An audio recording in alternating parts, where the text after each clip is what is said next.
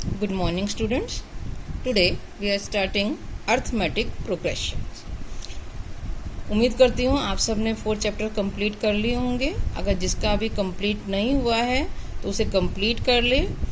Next Monday मैं test लूँगी Google में क्लासरूम में.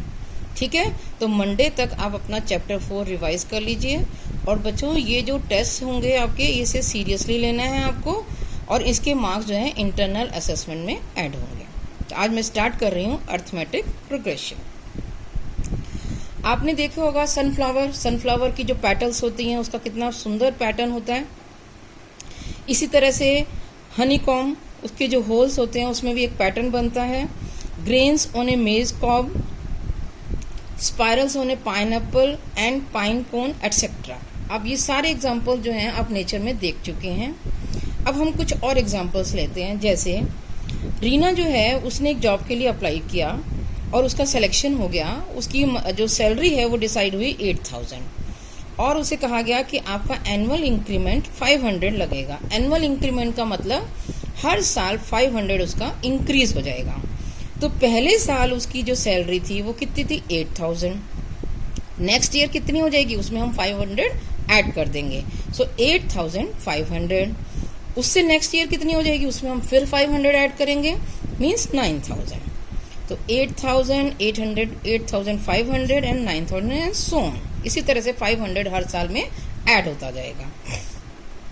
अब हम एक और एग्जांपल लेते हैं. आप सबने ये लैडर तो देखी होगी. लैडर में क्या होता है, जो सबसे नीचे वाली जो रक्स होती है इसकी लेंथ ज़्यादा होती है, वो धीरे धीरे कम करते जाते हैं. अब इसमें है कि a ladder decreases uniformly by 2 cm from bottom to top. The bottom rung is 45 cm in length. हर उसमें 2 सेंटीमीटर कम होती जा रही है. तो पहले की अगर लेंथ है 45 तो दूसरे की कितनी हो गई? 43, फिर 41. हम 2 उसमें से डिक्रीज करते गए. अब हम इसका एक और एग्जांपल लेते हैं.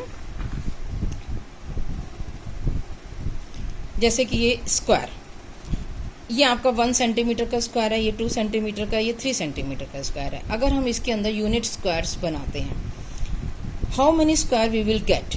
इसमें 1, 4 and 9 means 1 square, 2 square, 3 square and so on. इसी तरह से ये 2 और एग्जाम्पल हैं. हम सारे एग्जाम्पल्स इसके देख सकते हैं. अब इन सारे एग्जाम्पल से हमें क्या पता चला? In the above examples we observe some patterns. हमें कुछ पैटर्न्स मिले, सब में अलग अलग टाइप के पैटर्न्स मिले. In some we find that succeeding term are obtained by adding a fix number. जैसे कि फर्स्ट केस में था कि उसमें फिक्स नंबर 500 ऐड होता गया. In other by multiplying with a fix number. In another we get they are square of consecutive number. जैसे ये स्क्वायर वाले में क्या था, वो कॉन्सिक्यूटिव नंबर के स्क्वायर्स थे. तो तीनों में हमें अलग अलग तरह के पैटर्न मिले. इन दिस चैप्टर, अब इस चैप्टर में हमें क्या करना है? In this chapter we shall discuss one of these patterns. कौन से पैटर्न हम डिस्कस करेंगे? In which succeeding terms are obtained by adding a fix number to the preceding term. जो नेक्स्ट टर्म हमें लेनी है उसको लेने के लिए हमें पिछली टर्म में कोई एक फिक्स नंबर ऐड करते जाएंगे. ठीक है. Now we come to the our topic arithmetic progression.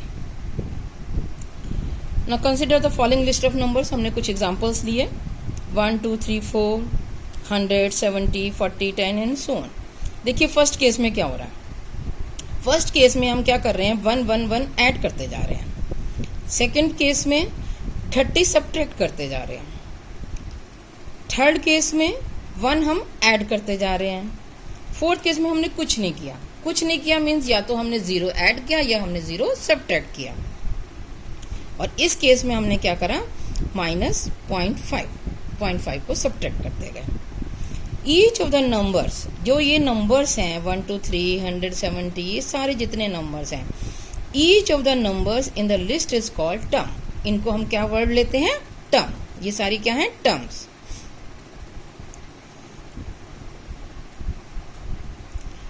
So, in all list above we See that successive terms are obtained by adding a fixed number to the preceding terms. Such list of numbers is said to form an arithmetic progression. चाहे हमें 1 add करना पड़ा, चाहे हमें कुछ subtract करना पड़ा. Subtract का मतलब भी हमने माइनस को ऐड करा. So, arithmetic progression is a list of numbers in which each term is obtained by adding a fixed number to the preceding term except the first term. First term के अलावा जितनी भी terms आएंगी उसमें हमें कोई fix number को add करना पड़ेगा. और उस फिक्स नंबर को हम क्या कहते हैं? The fix number is called common difference. What is the word use for this? Common difference, and it is denoted by D, small D of the AP. Remember that it can be positive, negative और zero. जैसे मैंने आपको बताया, अगर हम यहाँ पे minus कर रहे हैं, जैसे इस केस में हम -30 माइनस कर रहे हैं, मीन्स वी आर एडिंग -30. तो हम एक फिक्स टर्म ऐड कर रहे हैं, चाहे वो पॉजिटिव होगी, चाहे वो नेगेटिव होगी, चाहे वो जीरो होगी. So you have to note down this definition of arithmetic progression. ये मैंने निशान लगाया हुआ है, इसको आपको अपनी कॉपी में नोट करना है. Now we come to the general form of AP. What is the general form of AP?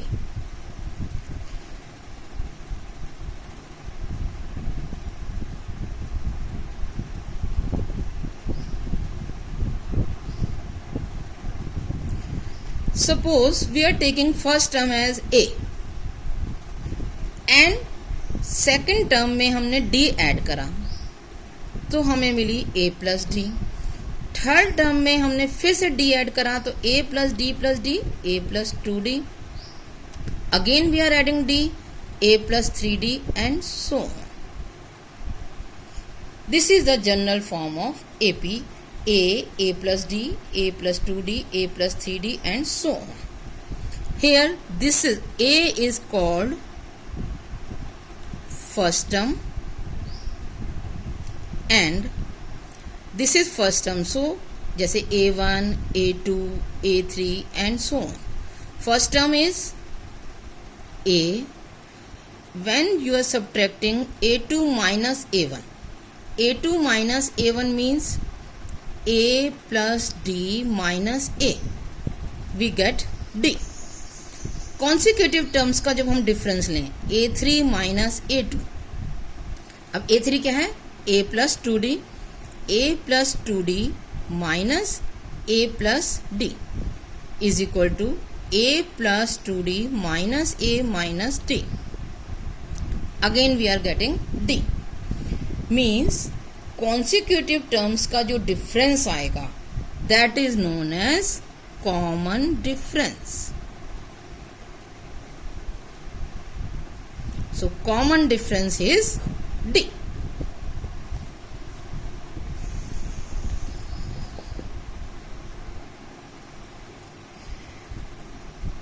Now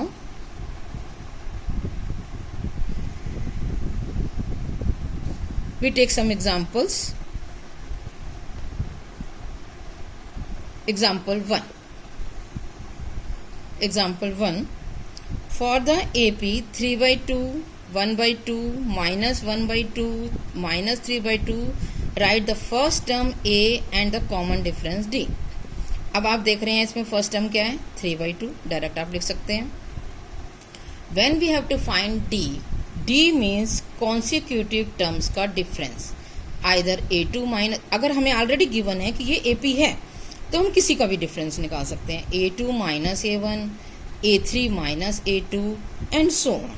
so D is equal to 1/2 minus 3/2.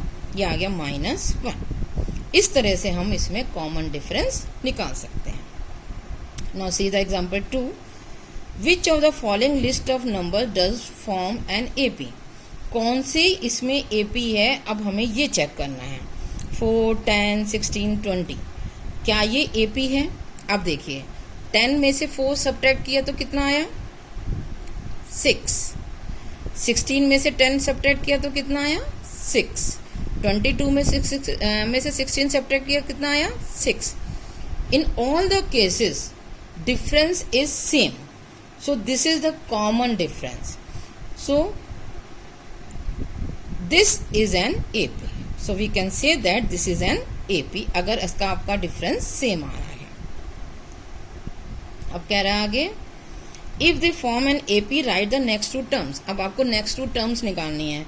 तो 22 के नेक्स्ट क्या होगी, हम इसमें 6 ऐड कर देंगे, 28 में 6 ऐड कर देंगे 34. इस तरह से हम नेक्स्ट टू टर्म्स जो है वो निकाल सकते हैं.